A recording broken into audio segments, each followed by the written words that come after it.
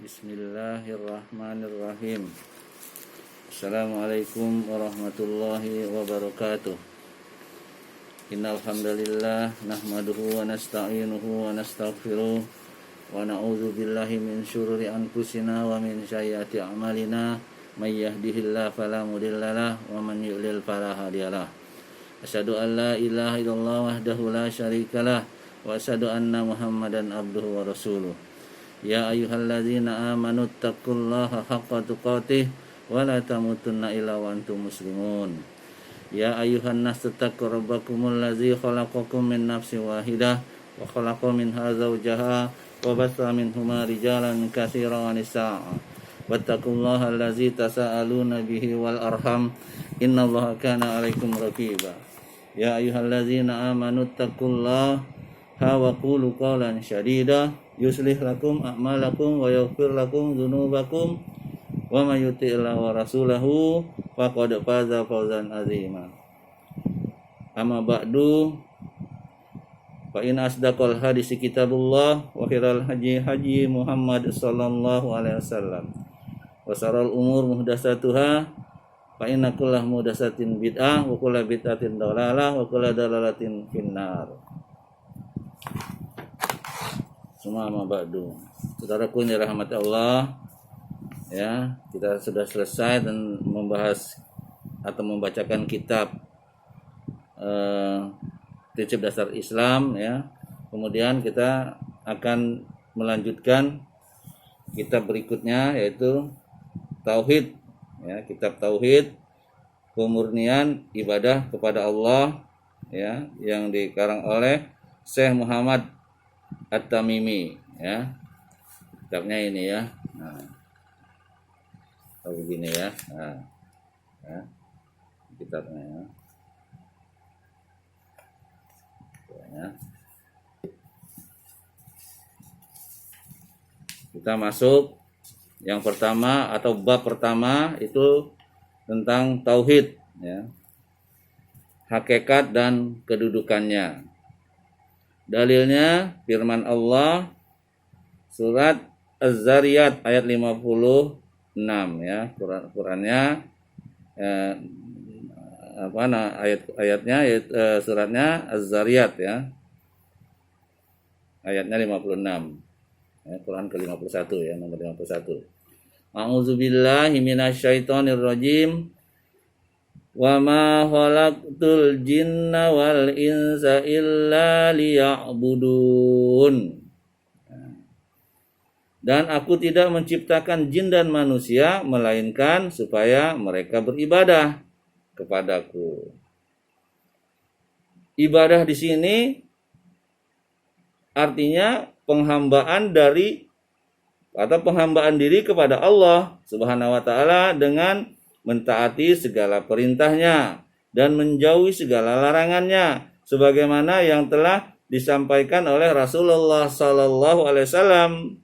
Dan inilah hakikat agama Islam, karena Islam maknanya adalah menyerahkan diri, ya. Jadi Islam itu maknanya menyerahkan diri kepada Allah semata-mata yang disertai dengan kepatuhan, ya. Ya, jangan cuma menyerahkan diri saja, menyerahkan diri dengan kepatuhan mutlak kepadanya dengan penuh rasa rendah diri dan cinta. Itu artinya, ya, ibadah. Jadi untuk mengetahui hal ini tentu kita harus menuntut ilmu, harus belajar, ya. Bukan ibadah ikut-ikutan, ya, supaya mempunyai nilai di mata Allah, ya. Ibadah berarti juga segala perkataan dan perbuatan, baik lahir maupun batin, yang dicintai dan diridhoi Allah. Dan suatu amal diterima oleh Allah Subhanahu wa taala sebagai suatu ibadah apabila diniati ikhlas karena Allah, ya, semata-mata, dan tentunya mengikuti tuntunan Rasulullah sallallahu alaihi wasallam. Tuh, ya. Jadi harus ikhlas karena Allah, ya, semata-mata tanpa ada embel-embel dan sesuai dengan syariat Nabi Muhammad sallallahu alaihi wasallam, ya. Kalau dua ini tidak ada atau salah satu saja, maka ibadah kita tidak akan diterima, ya. Itu. Jadi ikhlas dan ittiba. Itu dalil yang pertama, ya. Dalil yang kedua, An-Nahl 36, ya, atau Quran surat ke-16 ayatnya 36. A'udzubillahi minasyaitonirrajim. Wa laqad ba'atsna fi kulli ummatir rasulan an i'budullaha wajtanibut taghut, ya.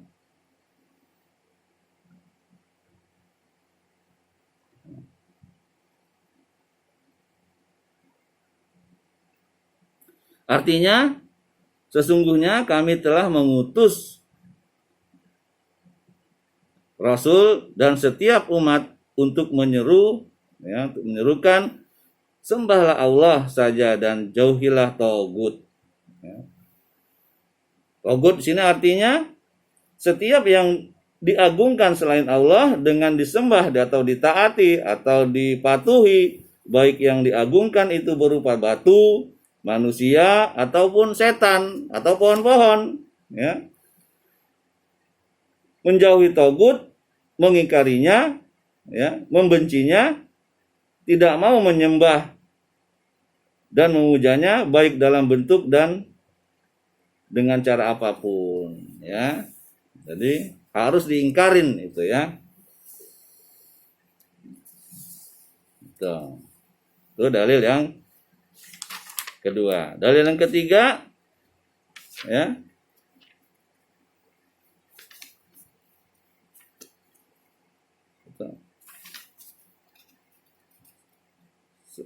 surat ke-17, ya, atau Al-Isra ayat 23 sampai 24.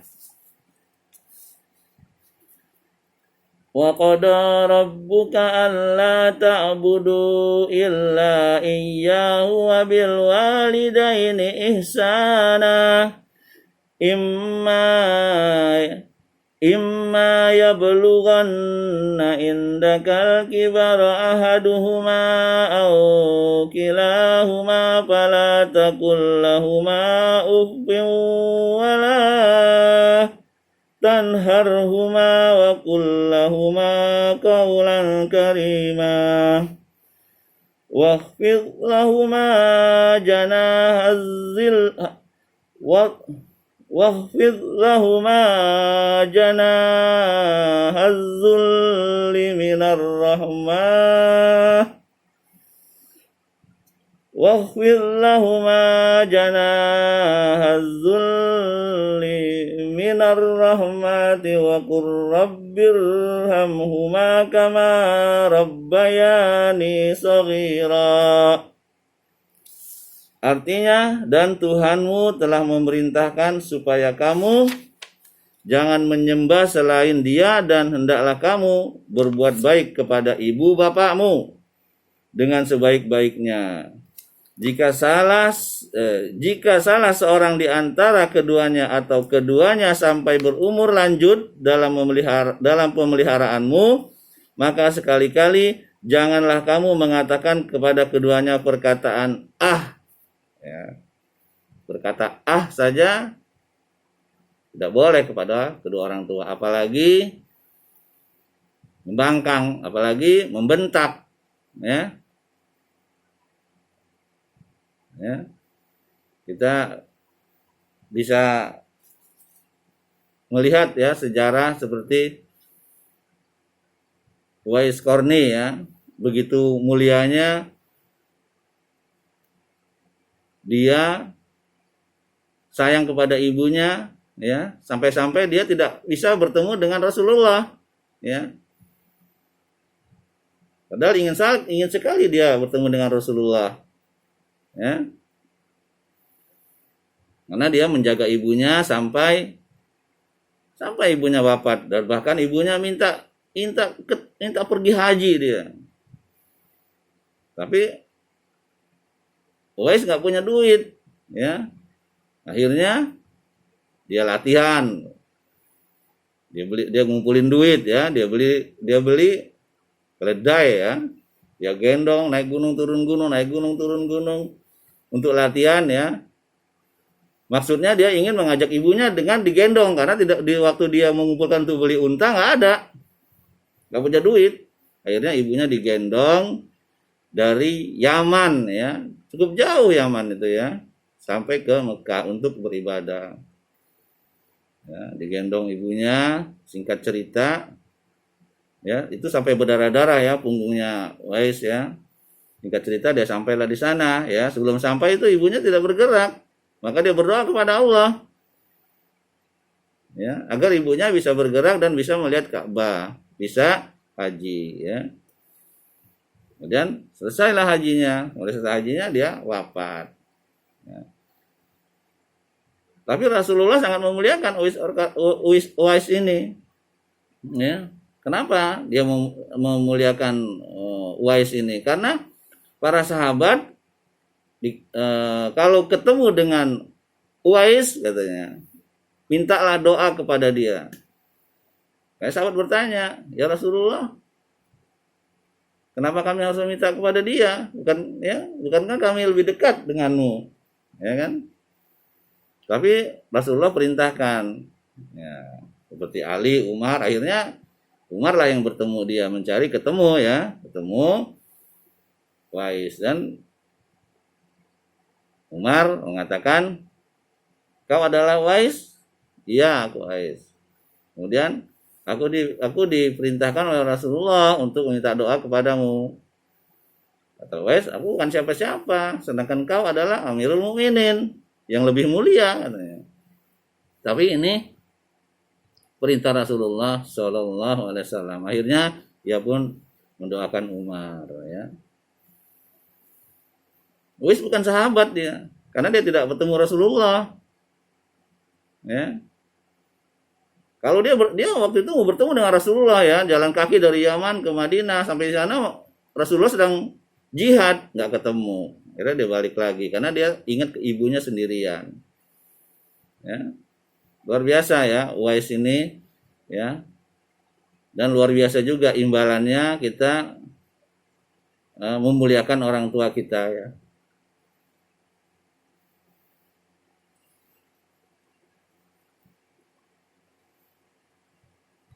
Apalagi orang tua kita semuanya masih hidup ya. Kita servis lah dia ya. Jangan kita bentak.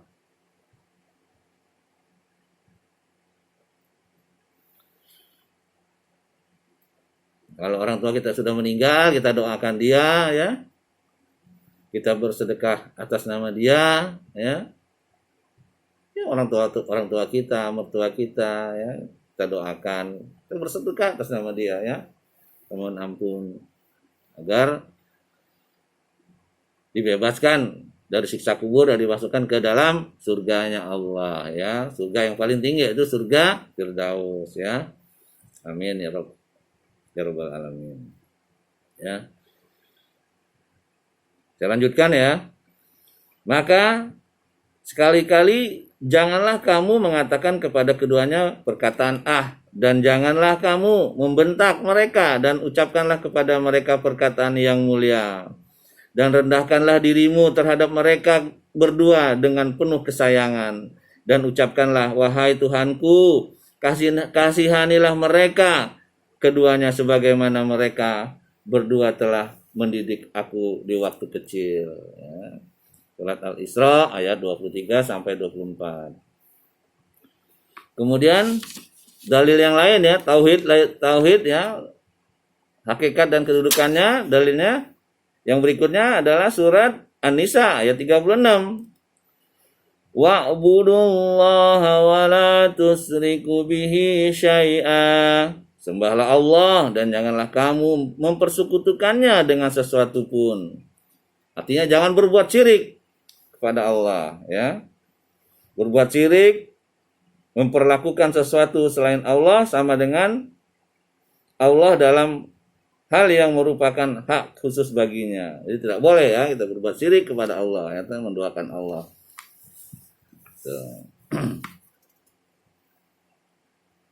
Kemudian dalil yang lain ya.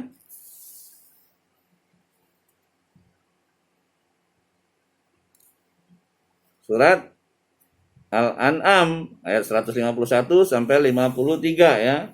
Ini surat yang ke-6 ya. A'udzubillahi minasyaitonirrajim. Qul ta'alau atlu ma harrama rabbukum alaikum alla tusriku bihi syai'a wa bil walidaini ihsana wa la taqtulu auladakum min imlaq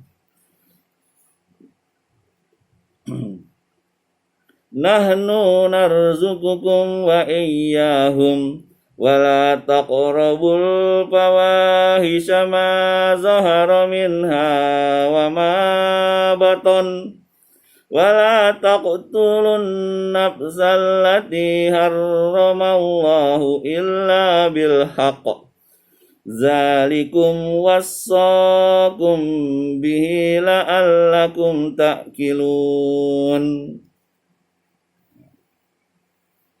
Ayat 151, kemudian ayat 152. Wala taqrabu malal yatimi illa billati hiya ahsanu hatta yablugha ashuddah wa awful kaila wal mizana bil qist. La nukallifu nafsan illa wus'aha wa idza qultum fa'budu walau kana dza qurba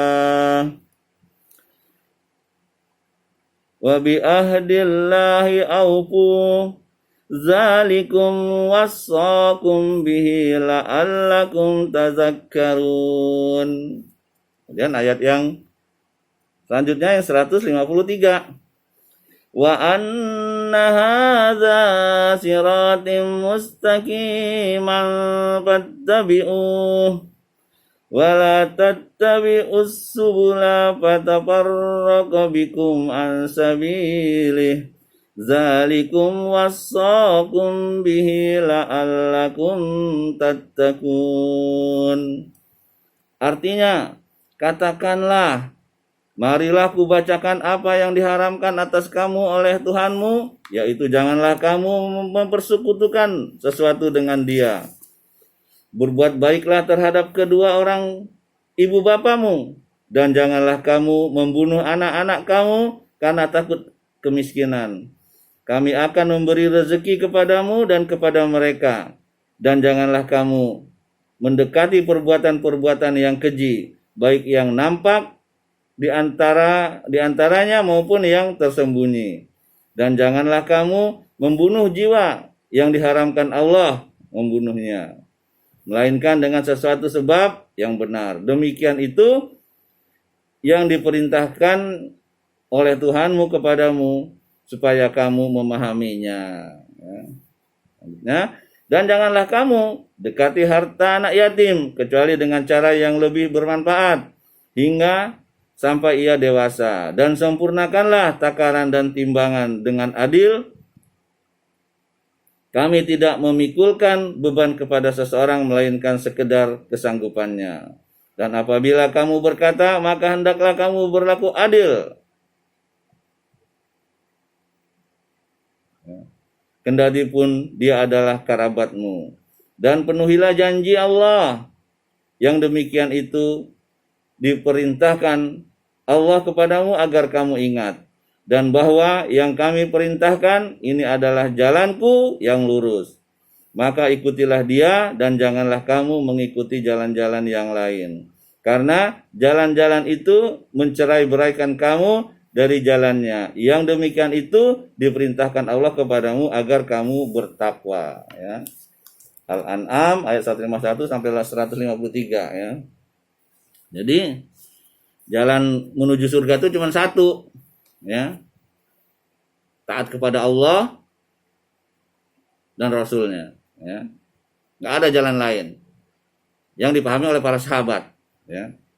Jalan lain semuanya menyimpang, ya. Makanya Islam itu berpecah menjadi 73 golongan, 72 ke neraka, satu masuk surga. Siapa itu? Al-Jamaah. Siapa Al-Jamaah itu? Yang mengikuti Al-Quran dan Sunnah Rasulullah SAW yang dipahami oleh para sahabat. Ya.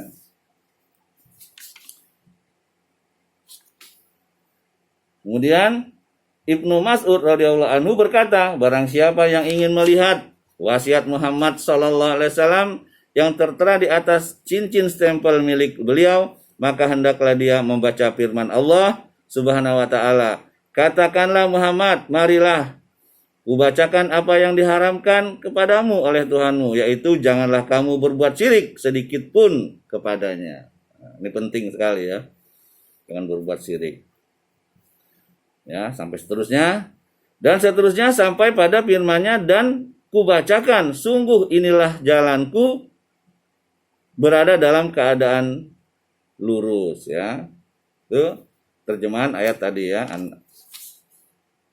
Al-An'am ayat 151-53 ya. Kemudian Mu'az bin Jabal radhiyallahu anhu menuturkan, ya, aku pernah diboncengkan Nabi SAW di atas seekor keldai. Lalu beliau bersabda kepadaku, hai Mu'az, tahukah kamu apa hak Allah yang wajib dipenuhi oleh para hambanya, dan apa hak para hambanya yang pasti dipenuhi Allah? Nah, aku menjawab, Allah dan Rasulnya lebih mengetahui. Beliau pun bersabda, hak Allah yang wajib dipenuhi oleh para hambanya ialah supaya mereka beribadah kepadanya saja dan tidak berbuat syirik sedikit pun kepadanya. Sedangkan hak para hamba yang pasti dipenuhi Allah adalah bahwa Allah tidak akan menyiksa orang yang tidak berbuat syirik sedikit pun kepadanya. Aku bertanya, ya Rasulullah, tidak perlukah kau menyampaikan kabar gembira ini kepada orang-orang? Beliau menjawab, janganlah kamu menyampaikan kabar gembira ini kepada mereka, sehingga mereka nanti akan bersikap menyandarkan diri. Ya, menyandarkan diri pada ini tadi ya, jangan menyembah Allah, ya. Jangan berbuat sedikit pun. Ya. Hadis riwayat Al-Bukhari dan Muslim dalam sahih mereka. Ya kan? Saudaraku yang dirahmati Allah, dari penjelasan tersebut di atas ya, dapat ditarik kesimpulan atau fawaidnya di sini dalam bab yang pertama ini tentang tauhid. Yang pertama, hikmah diciptakannya jin dan manusia oleh Allah Subhanahu wa taala. Yang kedua, ibadah adalah hakikat tauhid karena pertentangan yang terjadi antara Rasulullah SAW dengan kaum musyrikin dalam masalah tauhid ini ya. Yang ketiga, barang siapa yang belum melaksanakan tauhid ini, belumlah ia beribadah menghamba kepada Allah. Disinilah letak pengertian firman Allah, wala antum abidu nama abud ya, Al-Kafirun ya. Dan kamu bukan menyembah Tuhan yang aku sembah. Ya. Fawaid yang keempat, hikmah diutusnya para rasul ialah untuk menyerukan tauhid dan melarang syirik ya. Jadi semua rasul ya itu agamanya Islam, karena Islam itu ya artinya berserah diri kepada Allah, mentauhidkan Allah ya. Itu. Yang lima ya, fawaid yang kelima, pengutusan rasul telah mencakup seluruh umat ya. Jadi kalau umat-umat terdahulu ya atau nabi-nabi terdahulu hanya untuk kaumnya saja, sedangkan Nabi Muhammad SAW diutus untuk seluruh umat ya. Yang keenam, bahwa ajaran atau tuntunan para nabi adalah satu, yaitu tauhid atau pemurnian ibadah kepada Allah ya. Jadi sudah ya. Fawaid yang ketujuh, masalah besar yaitu bahwa ibadah kepada Allah tidak akan dapat terwujud dengan sebenar-benarnya kecuali dengan mengingkari togut ya. Dan inilah pengertian firman Allah surat Al-Baqarah ayat 256. Ya. Famay yakfur bittaguti wa yu'min billahi faqad istamsaka bil urwatil wuthqa. Artinya barang siapa ingkar kepada tagut dan beriman kepada Allah, maka sesungguhnya ia telah berpegang kepada buhul tali yang amat kuat. Jadi mengingkari tagut dan beriman hanya kepada Allah, dia sudah berpegang teguh kepada buhul atau tali yang amat kuat. Ya. Kesimpulan yang ke-8. Pengertian tagut bersifat umum, meliputi setiap yang diagungkan selain Allah. Ya.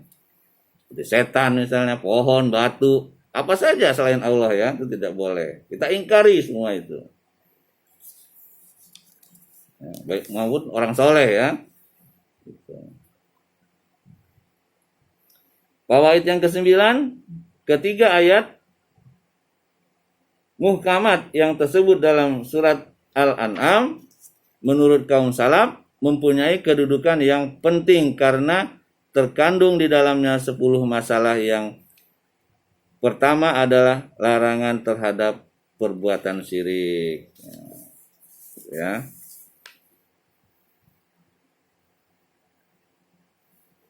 Yang ke-10, ayat-ayat muhkamat tersebut dalam surat Al-Isra mengandung 18 masalah, dimulai dengan firman Allah. Ya, surat Al-Isra ayat 22 ya. La taj'al ma'allahi ilahan akhara udah mazmuman makhzula.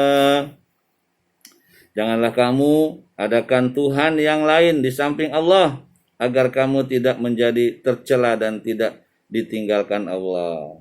Ya. Jadi kalau kita menyembah selain Allah, Allah tinggalkan. Nanti di akhirat cari yang kamu sembah kemarin, bisa nolong kamu enggak kan? Gitu. Dan diakhiri dengan firman-Nya yang lain, surat Al-Isra ayat 39, ya. Wala taj'al ma'allahi ilahan akhara fatulqa fi jahannama maluman madhura. Dan janganlah kamu mengadakan Tuhan yang lain di samping Allah yang menyebabkan kamu dilemparkan ke dalam neraka dalam keadaan tercela lagi dijauhkan dari rahmat Allah. Jadi kalau orang berbuat syirik kekal di neraka. Nauzubillah ya. Ya. Kita berlindung kepada Allah ya dari perbuatan hal-hal yang buruk seperti itu. Serta Allah mengingatkan kepada kita akan pentingnya masalah-masalah ini dengan firman-Nya. Ya. Zalika mimma auha ilaika rabbuka minal hikmah. Ya, Al-Isra 39. Itulah sebagian hikmah yang diwahyukan Tuhan kepadamu. Insyaallah ya. Fawaid yang ke-11, ayat dalam surat An-Nisa disebutkan di dalamnya 10 hak. Yang pertama yaitu sebagaimana firman-Nya, wa'budullaha wa la tusyriku bihi syai'a. Sembahlah Allah dan janganlah kamu mempersekutukan dengan sesuatu pun. Ya, An-Nisa ayat 36. Fawaid yang ke-12, perlu diingat wasiat Rasulullah SAW ya, di saat akhir hayat beliau. Ya.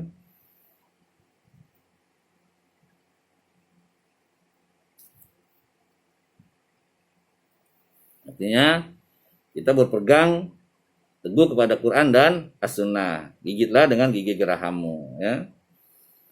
Yang ke-13, mengetahui hak Allah yang wajib kita laksanakan. Ke-13, mengetahui hak para hamba Allah yang pasti akan dipenuhinya apabila mereka melaksanakan haknya terhadap mereka. Yang ke-15, bahwa masalah ini tidak diketahui oleh sebagian besar sahabat. Ya. Maksudnya tidak diketahui oleh sebagian besar para sahabat karena Rasulullah menyuruh Mu'az agar tidak memberitahukannya kepada mereka dengan alasan beliau khawatir kalau mereka nanti akan bersikap menyandarkan diri kepada keluasan rahmat Allah sehingga tidak mau berlomba-lomba dalam mengerjakan amal soleh. Maka Mu'az pun tidak memberitahukan masalah tersebut kecuali di akhir hayatnya dengan rasa berdosa. Oleh sebab itu di masa hidup Mu'az masalah ini tidak diketahui oleh kebanyakan sahabat ya. Jadi Mu'az karena emang dilarang sama Nabi ya, tak khawatir para sahabat yang lain akan bersandar kepada besarnya rahmat Allah. Tapi di akhir hayatnya karena Mu'az khawatir berdosa, makanya dia sampaikan ya. Yang ke-16, boleh merahasiakan ilmu pengetahuan masalah ini untuk maslahat. Jadi dalilnya tadi itu ya, Mu'az dilarang menyampaikan ya. Tapi akhirnya karena dia takut berdosa, akhirnya disampaikan.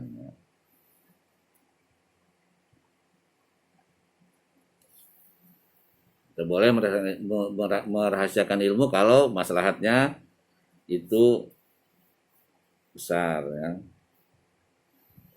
17. Dianjurkan untuk menyampaikan kepada sesama muslim suatu berita yang menggembirakannya. 18. Rasulullah SAW merasa khawatir terhadap sikap menyandarkan diri kepada keluasan rahmat Allah ya. Makanya Mu'az tadi disuruh jangan disampaikan kepada lain-lainnya. 19. Jawaban orang yang ditanya sedangkan dia tidak tahu adalah Allah wa Rasul ya. Allahu wa Rasuluhu a'lam ya. Allah dan Rasulnya yang lebih mengetahui. Yang ke-20, boleh menyampaikan ilmu kepada orang-orang tertentu tanpa yang lainnya ya. Boleh ya. Yang ke-21, kerendahan hati Rasulullah SAW karena ketika menunggang keledai beliau mau membonceng orang lain di belakangnya. Masya Allah ya. Yang ke-22, boleh membonceng seseorang di atas binatang jika binatang itu kuat. Yang ke-23 ya, fawaid yang ke-23 keutamaan Mu'az bin Jabal ya. Nah, dia dibonceng sama Nabi ya. Yang ke-24, bahwa tauhid mempunyai kedudukan yang sangat besar. Itulah ya. Kita mulai dari bab pertama ini. Ya, mudah-mudahan ini bisa dicerna ya. Mudah-mudahan ini menjadi amal baik kita, amal baik antum semua ya. Sehingga menjadi pelajaran atau pengetahuan ya untuk kita amalkan ya. Kuncinya jangan menyembah selain Allah ya. Beribadah ikhlas karena Allah dan ittiba kepada Rasulullah sallallahu alaihi wasallam. Sekali lagi, mudah-mudahan ini bermanfaat untuk diri saya dan antum semua ya. Apa yang benar itu datangnya dari Allah, apa yang salah itu datangnya dari diri saya karena kebodohan saya dan karena minimnya ilmu saya. Ya, saya mohon ampun kepada Allah dan mohon maaf kepada saudara semua. Ya, kita tutup dengan kafaratul majlis. Subhanakallah bihamdik, asyhadu alla ilaha illa anta, astaghfiruka wa atubu ilaik. Assalamualaikum warahmatullahi wabarakatuh.